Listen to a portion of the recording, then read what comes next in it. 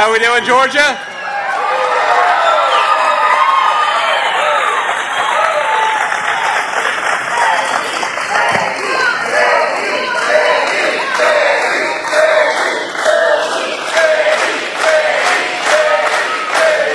Thank you. Please, it's great to be in Peachtree City, and I gotta say, you guys have got a hell of a congressman. How much do we love Brian Jack here in the 3rd District of Georgia? Thank you, Brian.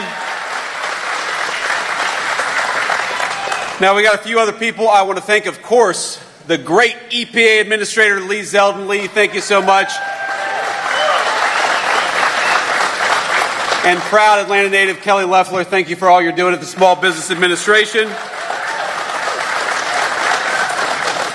All right, you guys are lucky to have a great Trump-endorsed Lieutenant Governor Burt. Burt, good to see you, man. How we doing? Burt greeted me on the tarmac today. He had been on the tarmac, I think, for a few minutes because he was sweating bullets. And that hot Atlanta sun, I felt bad for him. But Burt, thank you. You're going to make a great governor for the state of Georgia, and we're with you every step of the way.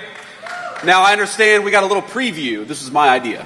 Little preview of the Senate race here in the great state of Georgia. How'd they do, ladies and gentlemen? Do good?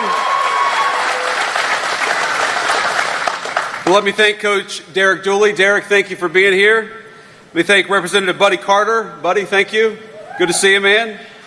And, of course, the great Mike Collins. Mike, thank you for everything that you do. It's good to see you, man. Now, here's the thing. We're at a great American facility. I want to thank these great workers behind me. I feel bad for these guys because they got to stand up the whole time I'm talking. You guys get to take a seat, and boys, strap in because we're going to be up here for about 3 hours. You give a politician a microphone, and it's always tough. Boys and girls. We've got a few ladies back there, too. But here's the thing. This facility, this manufacturing plant represents what makes America great because the products that you build, the jobs created here, the ingenuity and the technology and the development and all the things that actually make America run are built right here at this incredible facility. So thank you to Alta, thank you to the workers, and thanks to the people who make this facility run. Now, I heard something before I went on because there's this big refrigerator right behind me, right? And somebody told me it was 13 tons. Is that right? That's a big refrigerator. Now, am I also right that a lot of the products that you guys make go into Chick-fil-A? Is that right? Okay, I know that's a great Atlanta company, but as a customer, a frequent customer at Chick-fil-A, I've got a personal connection because you guys make a great American company run, and that's what I love about this country. When you guys make a great product, it enables more great products to be made. That creates more jobs for our people. That creates more American innovation, and it creates more prosperity for the American worker. And I'm here, of course, as a representative of the President of the United States that has done more for the prosperity of the American worker than any president in a generation. So can we give it up for President Donald J. Trump? Because I know he's watching.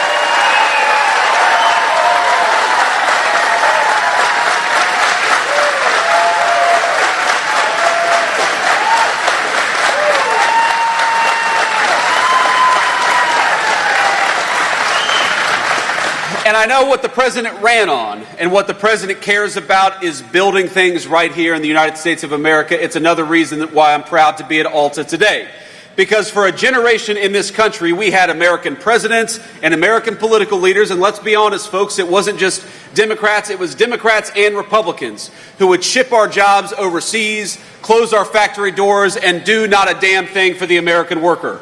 So how nice is it in Washington, D.C. to have a government that is going to protect your jobs, that's going to fight for this facility and say, very simply, if you're building it here, if you're making it here, if you're producing it here, we are going to give you, and already have given you, a big fat tax cut. That's a good thing.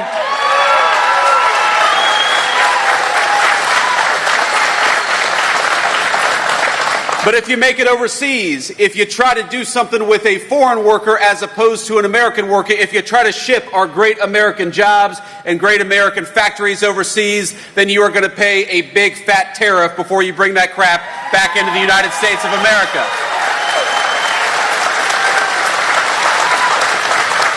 And that's what President Trump's economic policies are all about, my friends. It's the carrot and the stick. We want to make it easier to build in America. We want to make it harder to build overseas. We want to make it easier to rely on our great American workers because we got a lot of them. American businesses ought to employ American workers. And we want to make it harder to employ foreigners to take those jobs from the Americans who deserve them. And most importantly, if you're working hard every single day right here in the United States, or if you're building a business right here in the United States, you ought to have a tax code that rewards you instead of punishes you. And that's what happened when we passed the Working Families Tax Cut just a couple of months ago. And of course, Brian Jack was a critical part of that. So you should be proud of your congressman.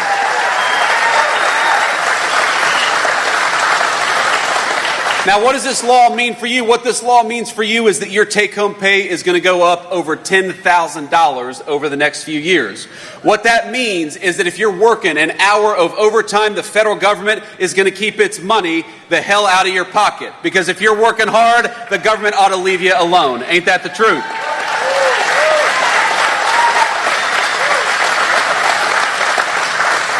Do we have any single moms out there? Any single dads, any people who work hard every single day? I had a single mom, and for a time my mom worked at a restaurant. She waited tables, like a lot of folks out there. And you know what we did in this new law? We said that if you're working hard and you're making your income via tips, we are not going to tax tips anymore because we want to give everybody out there that's working hard for those tips a little bit of relief. And that's what the Working Families Tax Cut did. No matter where you are in this country, if you're working hard and play by the rules, you ought to have a government that stands up for you instead of fights against you. That's why we increased the child tax credit in the Working Families Tax Cut. That's why we eliminated taxes on overtime and on tips. And that's why we had the biggest tax cut for families that this country has ever seen, because we believe that you ought to keep more of your hard-earned money, and we believe that if you're busting your rear end every single day, the government ought to make it easier for you and not harder for you, and that's why we fought for that legislation.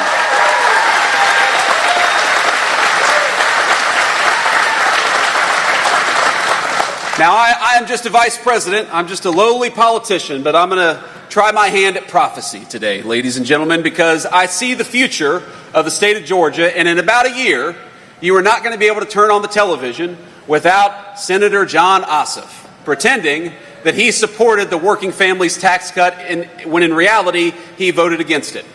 And I saw a TV clip of him today. You know why he said he voted against no taxes on overtimes? You know why he said he voted against no taxes on tips? You know why he said that he voted to raise your taxes by the biggest amount in a generation in this country? Because he's allegedly worried about people getting kicked off their health care. Well, you know what? The President of the United States made a promise, a sacred promise, that the only people who are going to lose access to health care are illegal aliens who shouldn't be in this country to begin with.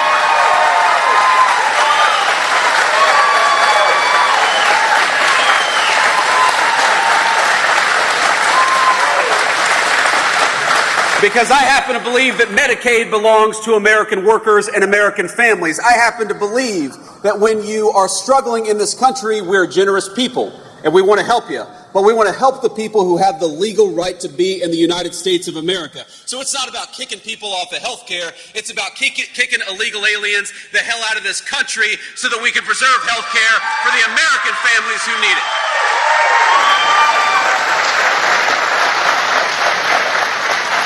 And that's what the Democrats never talk about. That's what they'll never tell you. They'll say, well, Republicans want to do this to health care. They want to do that. They want to do all these terrible things. When in reality, if you look at what the Democrats have done, what they've tried to do is to allow millions and millions of illegal aliens into this country, to give them benefits that ought go by right to American citizens, and then to attack Republicans when we dare to stand up for the American citizens who have the right to be here. So when you watch those TV commercials in a year, and John Ossoff, I tell you, he's going to pretend to be a reasonable moderate. He's actually going to run TV advertisements, I promise you, because I ran against a guy like this in the state of Ohio, where he says that he supported President Trump's agenda. But in reality, while John Ossoff pretends to be a moderate, when he comes to Atlanta, he is a far left liberal in Washington, D.C., and that's the only place that it actually counts if you're a United States senator. So why don't we ask John Ossoff, why did you vote to raise taxes? Why did you vote to keep illegal aliens on Medicaid? Why did you vote to bankrupt Medicare? Why did you vote to make sure that people who work overtime and earn their income from tips pay as much to the federal government as possible.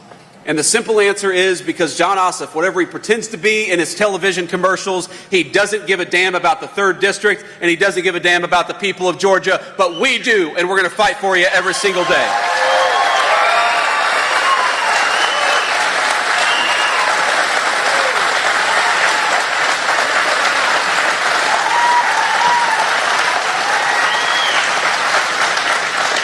Let me just leave you, my friends, with a final thought. I want to thank you all for being out here, and again, thank the folks behind me, the great workers of this facility. And I'll take a few questions. Should I take a few questions from the media? Okay,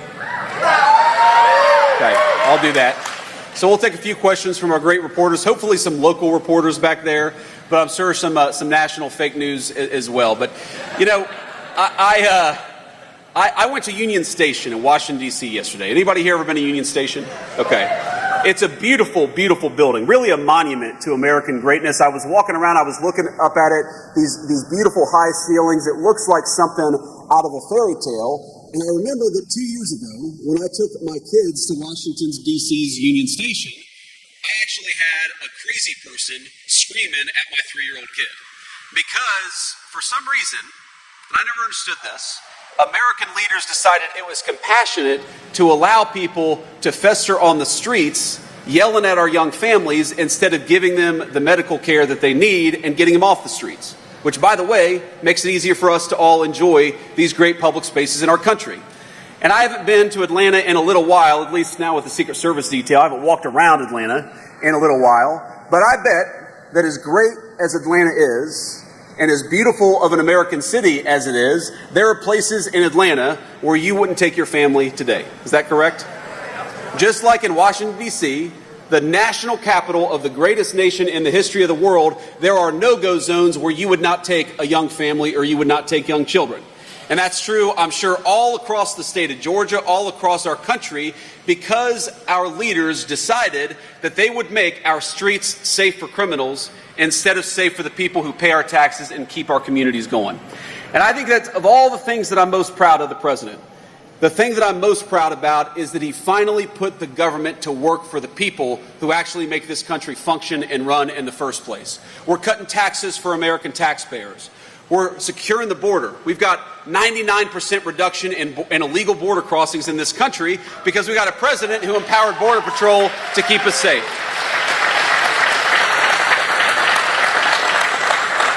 And we got a president who's standing with law enforcement to make it easier to clean up our streets, to make them safe for our young families. If you're a person, I don't care what your political party is, but if you're a family and you want to take your kid to a nice meal in downtown Atlanta, it's about a 40-minute drive, take your kid to a nice meal in downtown Atlanta, you ought to be able to without being harassed by a criminal. We got to take America's streets back for the American people, and that's what the President of the United States is doing every single day.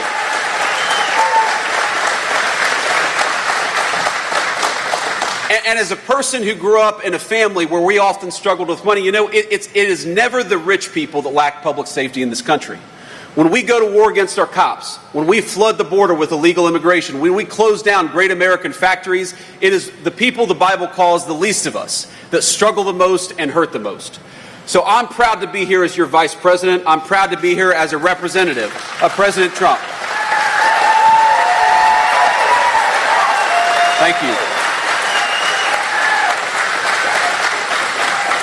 But I'm most proud that we have an administration that is making it easier, whether you're rich or poor, to walk down the street with a semblance of public safety. I'm most proud that we're fighting for the jobs of the people behind me and the jobs of every single working person in this country, and we're fighting to make sure that you pay low taxes instead of a bunch of garbage to the federal government. I'm proud that we serve an administration that cares more about American citizens and our public safety than giving Medicaid and Medicare to illegal aliens, which is what John Ossoff wants to do. In other words, I'm proud that the kind of family that made me who I am finally has a representative and a fighter in Washington, D.C. I promise you, we'll keep on fighting for you every step of the way. God bless you, and thank you for having me. Thank you.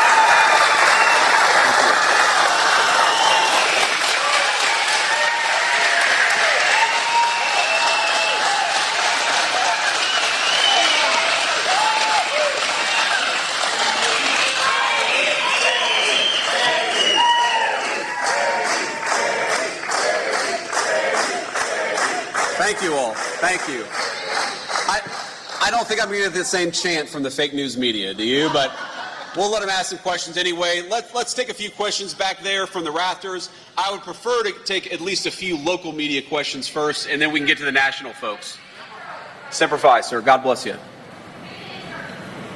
I think we have a microphone back there. If we could pass around. Sir, go ahead. Mr. Vice President, I'm Richard Elliott with WSB-TV here in Atlanta. You've heard the criticism from Democrats that making the Trump tax cuts permanent comes at a cost to Medicare, SNAP benefits, and other things like that. How would you answer some of those criticisms by the Democrats? Yeah, well, I appreciate that question. Look, there are a couple of responses to that criticism. First of all, the only people that we say should not get free government health care benefits are illegal aliens and those who refuse to try to even look for a job. It's very common sense. We want, and look, we are going to bankrupt this country if we keep on giving the people's benefits, the people's Medicare, Medicaid, and Social Security benefits to illegal aliens who have no legal right to be in this country and never paid into the system to begin with. That is never the design of those programs, is to give them to every person all over the world. They ought by right to belong to the American citizens who paid into those programs to begin with. And that's what we're fighting to make sure happens. And the second response I'd say to that is, look, we did a lot in this legislation. Brian worked on it. The other representatives here worked very hard on this to make sure that a lot of our rural hospitals are struggling because of some of the policies of the Biden administration. So what we did is we put a lot of resources and a lot of changes in regulations to make it possible for our rural hospitals to stay open despite what the Biden administration did to them for 4 years. So our policy is very simple. Whether you're in a big city or a small town, we're going to fight for your access to health care. Whether you're an American citizen who's been here for 70 years or an American citizen who's been here for 2 years, we're going to fight for your access to a government that serves you. But if you're an illegal alien, you do not deserve government-paid health care benefits. You need to get out of our country, and that's as simple as that.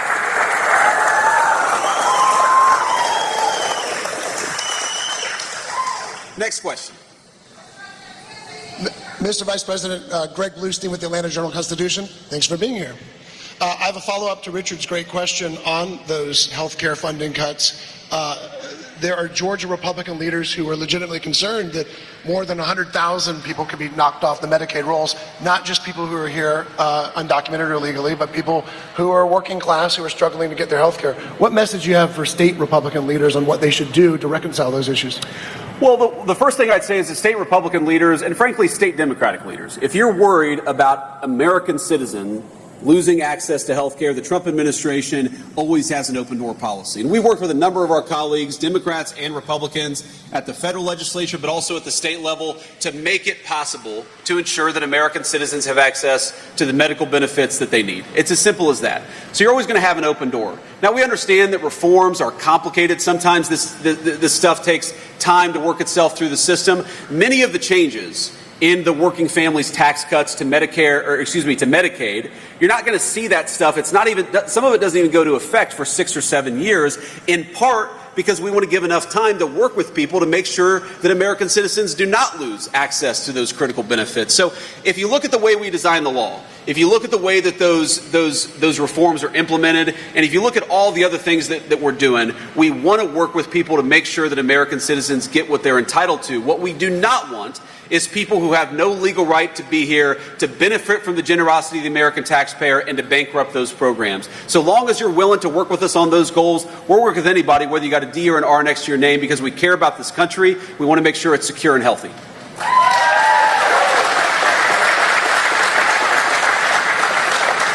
Next question. We had a couple hands back here, but okay, we got a school back there. Okay, well, let's get them a microphone. My name is Virgil Garrett. Thank you, Mr. Vice President. Of course, thank you. I'm here with the Central Educational Center, CCS-TV. The CEC is a college and career academy focused on training high school students to enter technical and trade industries. Can you tell us how the Big Beautiful Bill will impact us and our prospective jobs? And also, how is the administration focusing on schools like ours? So tell me, you say your name is Virgil? Virgil, tell me a little bit more about your school. So, Central Educational Center, we have classes focusing on trade and other industries. We have audio, video, aviation, cosmetology, dentistry, and students have the option. Yeah. Okay, thank you. He asked me, Virgil, you asked me to comment on the school. I figured I should learn a little bit about it. I should learn a little bit about it before I commented on it, but I appreciate the clarification there. I mean, our proposal and our principle in the Trump administration is quite simple. We want Americans to be able to pursue their American dream. Whether that means going to a trade school or going to a four-year education, going to the military, we want to give you as many options as possible. And what happened for a long time in this country is that you had both parties, both sets of leaders saying, no, no, no, no. The only pathway that we're going to fund, the only pathway we're going to help you with is if you want to get a four-year degree. If you want to get a four-year degree, great. But if you want to be a plumber or an electrician or a pipe fitter, your government ought to fight for you too. And that's exactly what we want to make happen.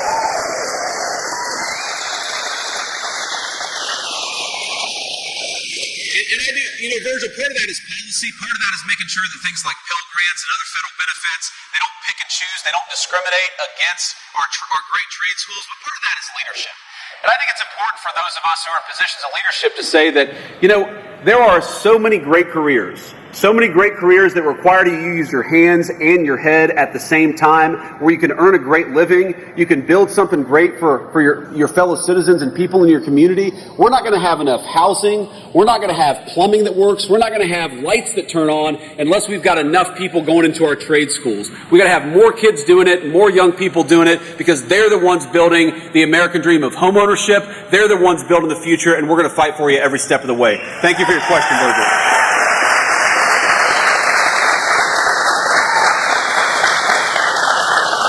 And let's do a few more questions here, and then I'm out to hit the road. So, Vice President, Raul Valley, WABE Radio here in Atlanta. Wanted to ask you about something, your final topic on safety. Do you see the administration putting soldiers in the city of Atlanta?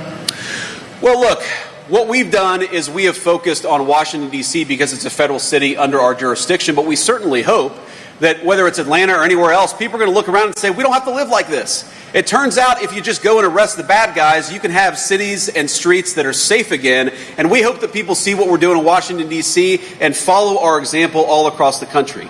I'm a big fan. Look, I grew up in a small town. I love our beautiful countryside and our rural areas, but I love our big cities too. And I want you to be able to go shopping or go and get a nice meal with your family without the fear that you're going to get mugged, or even worse, because you have the audacity to take your family out for a day in one of our great American cities. We don't have to live like this.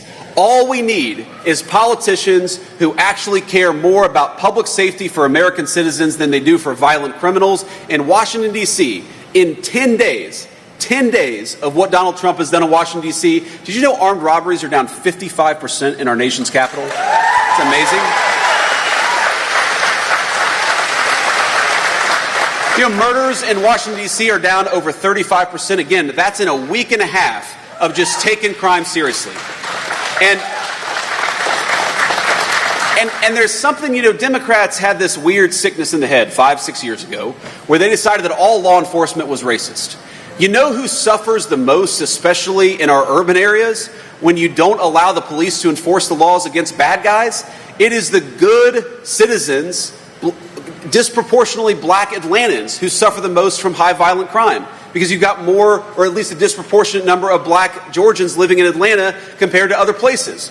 So when you empower police to prosecute violent criminals, that's not racism, that's empowering everybody, black or white, to live safely in their communities, and that should be the God-given right of every American citizen to walk down the street in safety and comfort. God bless you, sir.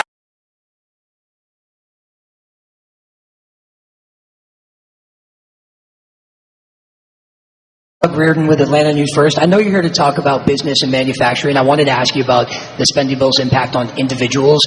There was a nonpartisan Congressional Budget Office report that came out last week showing that the bottom 10%, the poorest Americans, would lose about $1,200 a year on their income, while the top 10%, they would add about $13,000 annually to their income. Can you justify for those poorest Americans those differences?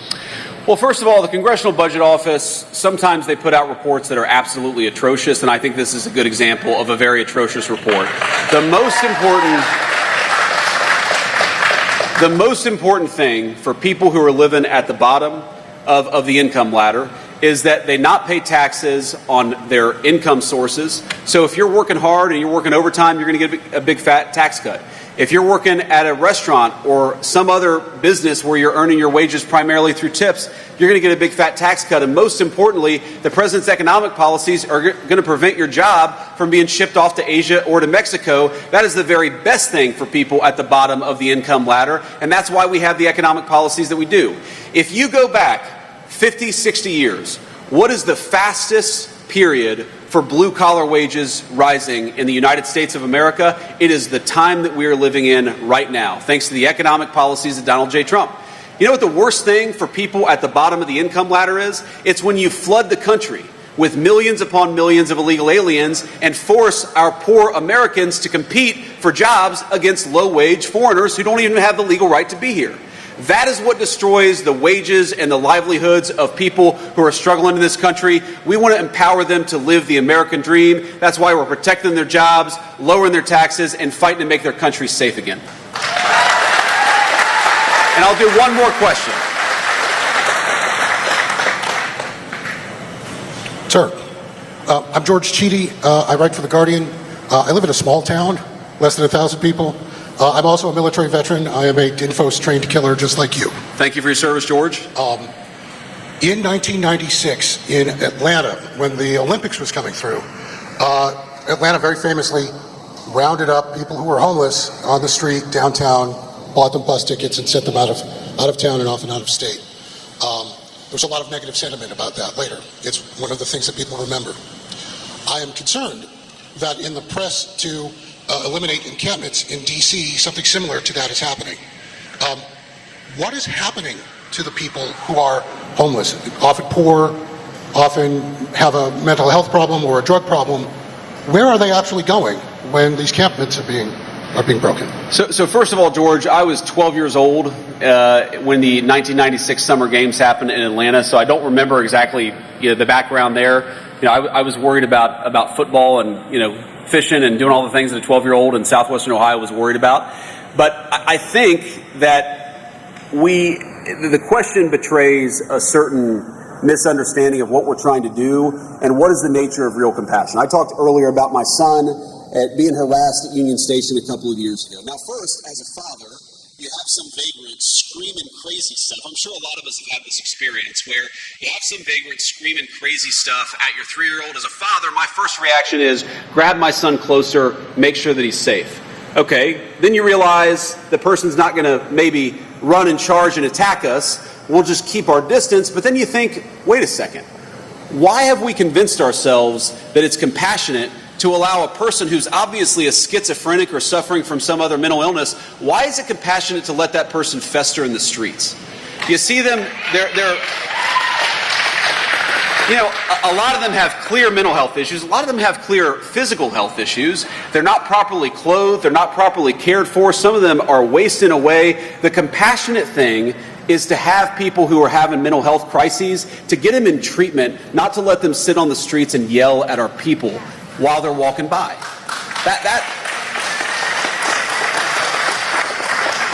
And so the president actually signed an executive order to make it easier for some of these people to get access to mental health treatment. And I don't know for the life of me what happened in this country where we decided that the compassionate thing was to let somebody fester on the streets instead of get the treatment that they need. It's very simple to me. And I don't know why we accept it as parents and as grandparents and as people who just want to walk down the street in comfort, why we accepted that it was reasonable to have crazy people yelling at our kids. You should not have to cross the street in downtown Atlanta to avoid a crazy person yelling at your family. Those are your streets, paid for with your tax dollars, and you ought to be able to use them like any other citizen of this country. So let me close. I know I said that was the last question, so let me just close with this thought. There are a number of things I could say about President Trump's leadership and a number of things I could say about what we're trying to accomplish in the Trump administration. Put very simply, we're trying to make America great for Americans again. When you hear that phrase, make America great, We want you, as a taxpayer, as a worker, as a business owner, we want you to be able to enjoy the incredible benefits and bounty of the United States of America. This country was built by your grandparents, by your parents, by your forebears. You ought to have the right to live a good life in this country that wouldn't even exist were it not for the hard work of so many generations who came before us. They didn't put in that work. They didn't build this great country. They didn't carve the greatest civilization in the history of the world out of a wilderness so that their ancestors and their descendants could see it fall into disrepair. They did not build, look at Atlanta, it's a beautiful city. It's one of the most beautiful cities anywhere in the world. The people who built Atlanta did not build it so that you would not be able to walk down the streets of Atlanta safely at night. They built it so that you could enjoy it. They built this country so that we could make an even greater America out of it. And the policies of the Trump administration are meant for one simple reason: to empower you to live a great life in this country that all of us love. We've got a lot of work done in the last 7 months. We're going to do a hell of a lot more work in the next 3.5 years, and we're going to fight for you every single step of the way. God bless you.